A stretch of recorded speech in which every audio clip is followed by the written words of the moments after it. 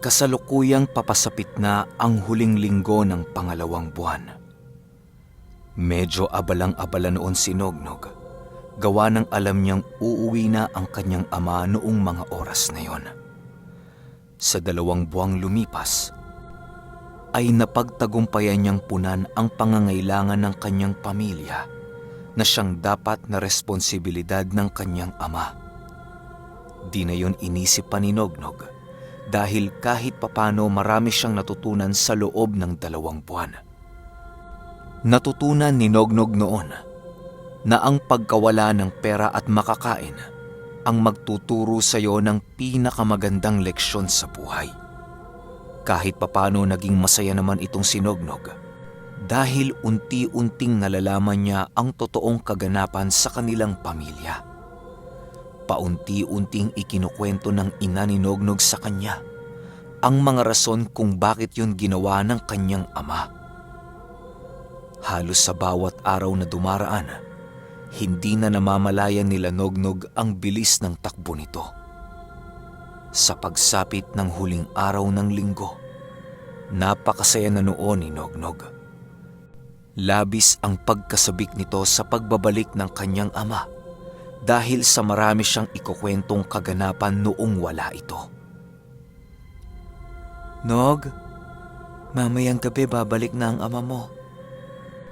Halika't tulungan mo ako sa paghahanda ng pagkaing magsisilbing instrumento upang maipakita natin ang ating mainit na pagtanggap sa kanyang pagbabalik." Wika ng ina ni Nognog. "Sige ho, Nay. Meron pa naman po akong natitirang pera dito. Saglit lang ho, at ako'y bibili lamang sa bayan ng ating panghanda." Sagot naman ni Nognog. Nasa bandang 3:00 pa lamang noong mga oras na yon. Kaya tamang-tama lamang ito para sa gagawing pagluluto nila Nognog. Hindi na din muna siya nagtrabaho noon upang kahit papaano'y makatulong sa kanyang ina. Pagsapit ng 7:00 ng gabi, habang naghihintay sila Nognog, biglang merong kumatok sa kanilang tahanan.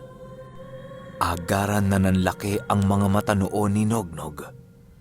Gawa ng alam niya na yun na ang kanyang ama na hinihintay niya.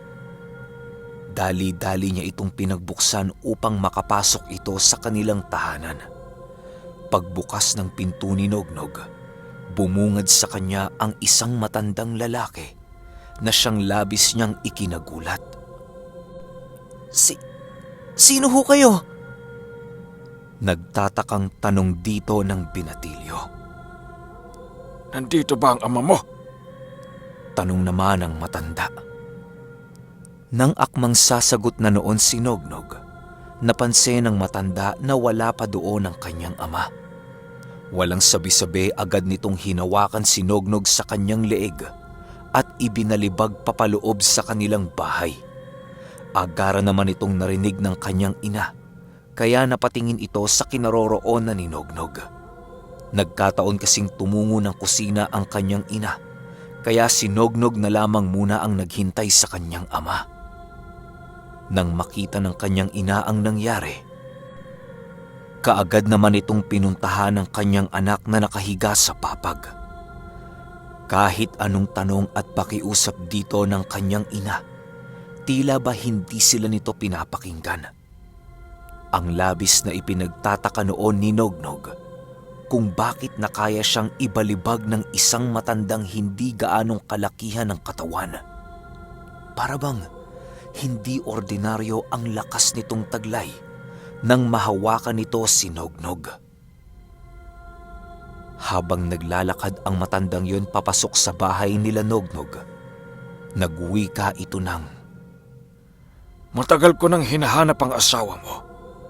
Sa loob ng 2 buwan, hindi ko alam kung saan ito hahagilapin. Wala akong magagawa kung hindi ang ibaling sa inyong kasalanang dapat na sa ama ninyo. Buhay ang inutang ng padre de pamilya ng tahanang ito, kaya buhay niyo rin ang sisingiling ko. Pasensyahan tayo." Nang marinig ito nila Nognog, doon nila napagtantong papatayin sila ng matanda. Di naman ito pinahintulutan ni Nognog, kaya ang ginawa niya ay tumayo siya sa kanyang pinagkakahigaan upang labanan ito. Wala na siyang pagpipilian noon kung hindi ang makipaglaban para sa kanilang buhay. Dali-daling kinuha noon ni Nognog ang isang tabak na nakasukbit sa kanilang dingding upang magsilbing armas niya laban sa matanda. Maliksi pa noon si Nognog, kaya mas sumasang-ayon sa kanya ang labanang yon. Magagawa niyang patayin ng matanda kung magkakaroon siya ng pagkakataong mahuli itong hindi handa. Sa talim ng tabak na hawak ni Nognog, tiwala siyang mapuputol niya ang kahit na anong parte ng katawan ng matandang kanilang kalaban. Sa tingin mo, Totoy, may liligtas ka ng tabak na hawak mo? Ang kasalanan ng iyong ama sa akin ay higit na mas matalim pa sa tabak na iyong hawak! Galit na wika ng matanda. Nang akmang papasugod na ito sa kanila, bigla itong natigilan nang makarinig siya ng isang pagtakbo sa bakuran nila Nognog. Pagtingin ni Nognog sa pintuan nila, bigla niyang nakita ang kanyang ama na para bang lumitaw lamang ito sa kanilang bahay. Ni hindi ito nakita ni Nognog na tumakbo patungo sa kanilang pinto na siyang labis niyang ikinagulat. Agara namang napansin ito ng matanda, kaya nakailag ito sa unang pagsugod ni Gonzalo. Ba't ka nahuli ng dating, Gonzalo? Matagal kitang hinanap, demonyo ka! Papatayin ko na sana itong mag-ina mo eh! Buti tumating ka! Wika ng matanda. Di ko kasalanan ang pagkamatay ng anak mo. At lalong di ito kasalanan ng pamilya ko. Ang anak mo ay nagnanais ng mataas na kapangyarihan na naging sanhi ng kanyang kamatayan. Hindi ko hinangad na kitilan ito ng buhay, pero wala akong magagawa. Dahil ang batas ng ating uri ang siyang palaging mananaig. Sagot naman ni Gonzalo. Nang marinig ito ng matanda, hindi na ito nakapagsalita at ang ginawa na lamang nito ay sugurin si Gonzalo upang makapaghiganti. Di naman ito inatrasa ni Gonzalo, kaya sinalubong niya ito upang mapagbigyan ng kahilingan nitong kamatayan. Nang papalapit na ito sa kanilang kinaroroonan, biglang hinablot ni Gonzalo ang tabak na hawak ng kanyang anak at hinataw yun sa matanda. Pagtama ng tabak sa mukha ng matanda, ay bigla itong nagsisisigaw sa sobrang sakit na kanyang nararamdaman. Agaran ding kumaripas ito ng takbo papalabas ng kanilang tahanan upang tumakas sa mga kamay ni Gonzalo. Di na ito pinigilan ng kanyang ama, gawa nang wala din itong balak na patayin ng matanda. Ang pagtalikod sa iyong kalaban ay parang uri din ng kamatayan. Mas masakit ito sa kamatayan dahil habang buhay mo itong dadalhin. Nilulun mo ang iyong paninindigan at tapang. Ngayon mabuhay ka sa kahihiyan! Sigaw dito ni Gonzalo. Matapos yan, agad naman itong tinungo ang kanyang mag-ina upang yakapin. Hindi na muna ito nagsalita at hinayaan na lamang nilang pamilyang umibabaw ang bugso ng kanilang damdamin. Sa pagkakataong nakayakap si Gonzalo kay Nognog, doon naramdaman ng binatilyo ang kapayapaan at kaligtasan. Unti-unti ding tumutulo ang luha nito dahil sa pangungulila sa kanyang ama. Kahit papaano masaya din si Nognog, gawa ng nakauwi ng ligtas ang kanyang ama. Ilang minuto pa ang lumipas, inalalaya na sila ni Gonzalong makatayo sa papag. Sinarado na din ito ang pinto ng kanilang tahanan upang maging ligtas sa anumang nilalang na merong bahid ng kasamaan. Masaya akong tinupad mo ang sinabi ko, Nognog. Ngayon, bilang pabuya sa iyong pagmamahal sa iyong ina, ilalahad ko ang kwento ng ating pamilya. Kailangan mo itong malaman, Nognog, upang mabigyan ng liwanag ang madilim na daang iyong tinatahak. Kapag nalaman mo na ito, ipangako mong ipagpapatuloy mo ang paniniwala natin kapag ako ay wala na. Inaasahan kita, Nognog, dahil alam kong responsable kang anak sa iyong pamilya. Wika ni Gonzalo. Oho, tay. Maaasahan niyo ako. Salamat po't kahit papano'y tinupad niyo din ang inyong sinabing uuwi ka sa unang araw ng pangatlong buwan. Wika ni Nognog. Kasabay ng pagwika nito ay ang pagtungo nilang magpamilya sa kusina. Kakain kasi sila ng panggabihan at magkakaroon ng mahabang kwento si Gonzalo sa kanyang anak. Ang ina naman noon ni Nognog ay kumain lamang ng hapunan at yumakap lang sa kanyang asawa bago sila nito lisanin. Di na nagawa pang makinig ng kanyang ina sa kwento ni Gonzalo dahil sa matagal na itong alam ng kanyang asawa. Alam mo, anak, napakapalad ko sa iyong ina. Isipin mo, ang debosyon natin tuwing Semana Santa ay sa kanilang paniniwala. Yon ang ipinamulat namin sa iyo upang kahit papano'y lumaki ka ng may takot sa Diyos at maging isang mabuting tao.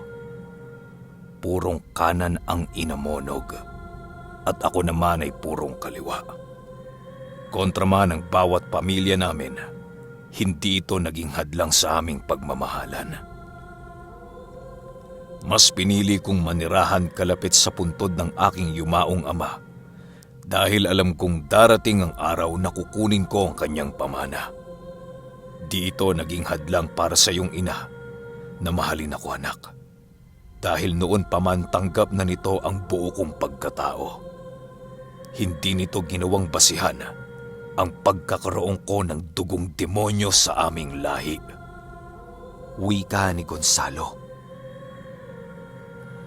Dagdag pa ng ama niya na isang relihiyosong pamilya ang pinagmula ng kanyang ina.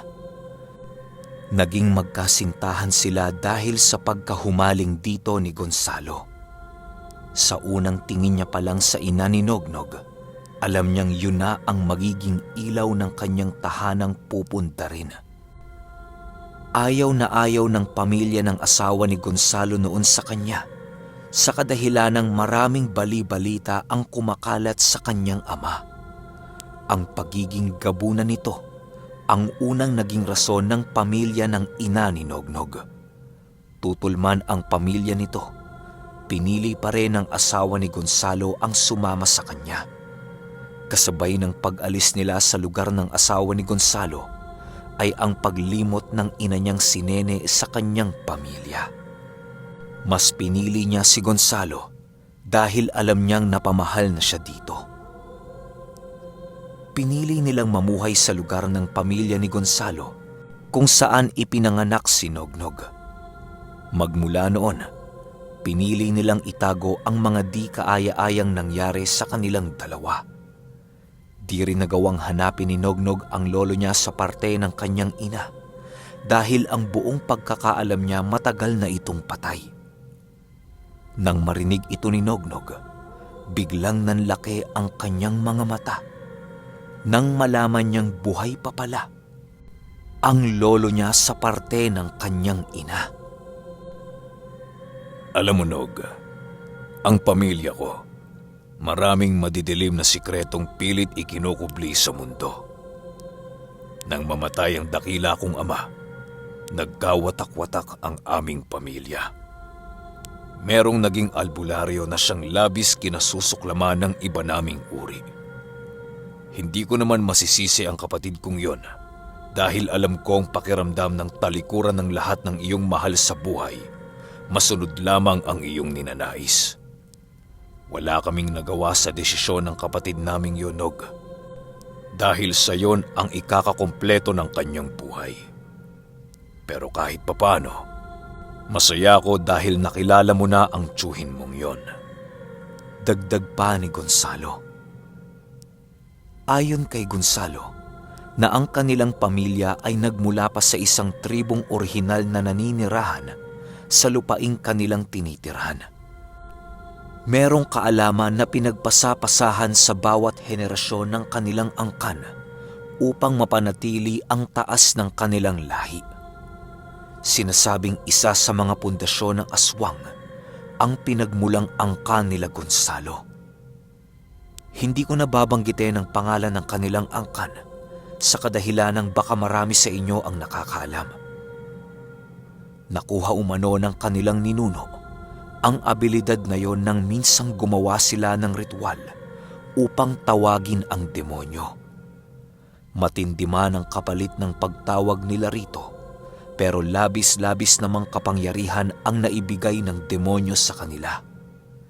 Nagawa lamang ng mga ninuno ni Gonzalo ang bagay na yon dahil sa nakaambang panganib sa kanilang tribo. Magmula noon, nakaugalian na nilang ipagpasa-pasa ang bigay ng demonyo.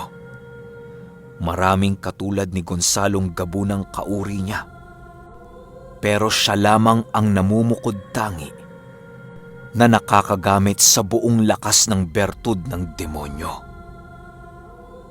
Dahil sa henyo ang ama ni Gonzalo, pinili nitong huwag hatiin ang bertud na pagmamay-ari niya upang mapanatili nito ang kapangyarihan ng kanilang uri. Dahil sa maraming anak ang ibang nagmana ng ganoong bertud, kaya walang nagawa ang mga ito kung hindi ang biyakin ang bigay ng demonyo upang maibigay ito sa lahat ng kanyang mga anak.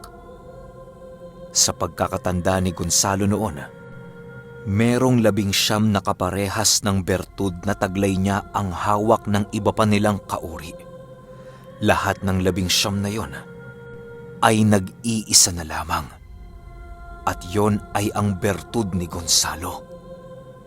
Dahil sa iisa na lamang ito, kaya siya na din ang naihalal ng kanilang uri bilang tagapamahala. Kaya ito isinama ng ama ni Gonzalo sa hukay upang mabigyan ang bertud ng panahong makapag-ipon ng lakas at kapangyarihan. 7 taon ang ibinigay ng kanyang ama upang kunin ang pamanang ibibigay sa kanya. Sa lahat ng kanyang mga kapatid, ay si Gonzalo na lamang ang nakakaalala sa kinahihimlaya ng kanilang ama. Bago kasi namatay ang ama ni Gonzalo, nagpakawala ito ng usal sa kanyang mga anak na siyang magbubura ng kinaroroonan ng kanyang himlayan. Tanging si Gonzalo lamang ang hindi nabigyan dahil siya ang kukuha ng bertud makalipas ang 7 taon. Ang matanda namang nakaharap ni Gonzalo sa kanilang pamamahay kanina ay ang kauri din nilang nagtataglay ng durog na bertud ng kanilang mga ninuno. Wala itong laban kay Gonzalo dahil sa buo pa ang bertud na kanyang pagmamay-ari. Kaya lang naman napilitang patayin ito ni Gonzalo dahil sa ninais din ng kanyang katunggali na makitilan ito ng buhay sa kanilang paghaharap. Ang pagkatalo kasi sa duelo para sa kanilang angkan ay nangangahulugan ng kamatayan. Kapag ikaw ay nabuhay sa duelo, mamumuhay ka bilang isang kahihiyan sa iyong uri. Mas matinding parusa pa kesa kamatayan. Nang maikwento na ng kanyang ama ang lahat ng sikreto ng kanilang pamilya, doon na naunawaan ni Nognog kung bakit nangyari ang lahat ng yon. Parang nawalan siya ng isang tinik sa kanyang lalamunan nang naikwento na ito ng kanyang ama. Matapos ang kanilang kwentuhan, piniling magpahinga na muna ni Nognog upang makapaghanda para sa trabaho kinabukasan. Ang kanyang ama naman noong mga oras na yon ay pinili na lamang na bantayan sila sa pagsapit ng lalim ng gabi. Di pa kasi masyadong panatag noon si Gonzalo, gawa ng kutob niyang babalik ang lalaking nakaharap niya sa mismong bahay nila. Habang natutulog sila Nognog, bigla siyang nagising nang makarinig siya ng parang 2 boses ng lalaking nag-aaway sa labas ng kanilang tahanan. Umuungol ang isa sa mga ito at naghahabol ng paghinga. Dahil sa mga narinig ni Nognog, pinili niyang magmasid at makiramdam sa paligid. Pagsilip niya sa siwang ng kanilang bahay, doon niya nakita ang kanyang amang nakikipag-away sa isang nilalang na napakaraming balahibo sa katawan. Mahahaba ang balahibo nito at meron itong hindi mabilang na mahahabang pangil. Mahaba din ang mga kuko nito sa kamay na siyang pangunahing sandata nitong ginagamit. Meron din itong nanlilisik na malalaking mata na maihahalin tulad mo sa mata ng ahas.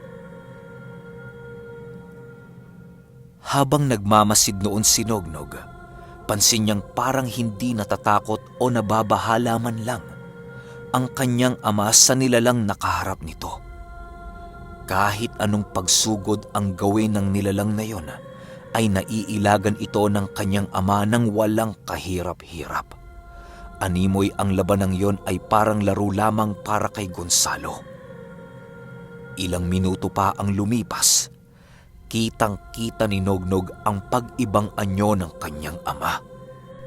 Biglang umusli ang malaaso nitong nguso na merong mahahabang pangil.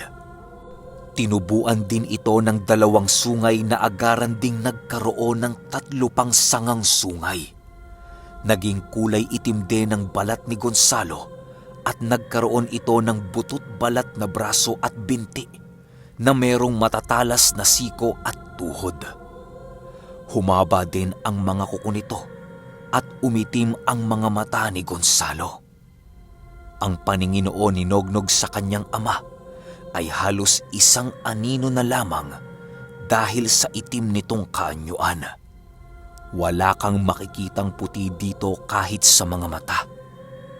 Matapos nitong makapagpalit ng anyo, biglang napatigil ang nilalang na kalaban nito sa pag-atake. Animoy bigla itong natakot nang makita nito ang kakaibang demonyong nasa kanyang harapan. Ilang minuto pa ang lumipas, biglang lumapit si Gonzalo sa kinaroroonan nito at walang pagdadalawang isip na kinagat ang kalahati ng ulo ng nilalang na kanyang kalaban. Pagkagat dito ni Gonzalo ay para itong kesong nahati ng kutsilyo. Tapyas kaagad. Kasabay nito ang pagbagsak ng nilalang na yon sa lupa. Nilulon ni Gonzalo ang ulo nito, maging ang buong katawan ng nilalang. Dahil sa takot noon ni Nognog, agaran din ang pagbalik niya sa kanyang silid upang magtulog-tulugan. Ramdam ni Nognog ang pagpasok ng kanyang ama sa kanilang bahay na para bang walang nangyari. Alam kong gising ka, anak. Kitang-kita kita kanina. Matulog ka na dyan at maaga pa tayo bukas. Bulong ng kanyang ama sa kanyang tenga. Sa bawat katagang ibinubulong ni Gonzalo sa kanyang anak, tila ba natatanggal ng paunti-unti ang kaluluwa ni Nognog habang pinapakinggan ito. Pinili na lamang noon ang binatilyong huwag nang sumagot sa sinabi ng kanyang ama dahil sa takot. Alam niyo ba na marami pang kwento itong ama ni Nognog tungkol sa mga nilalang na kanyang mga nakasagupa. Pero yung takot ni Nognog ay hindi pa rin nawawala sa tuwing maaalala niya na ang pumoprotekta sa kanilang mag-ina ay ang ama kong Gabunan.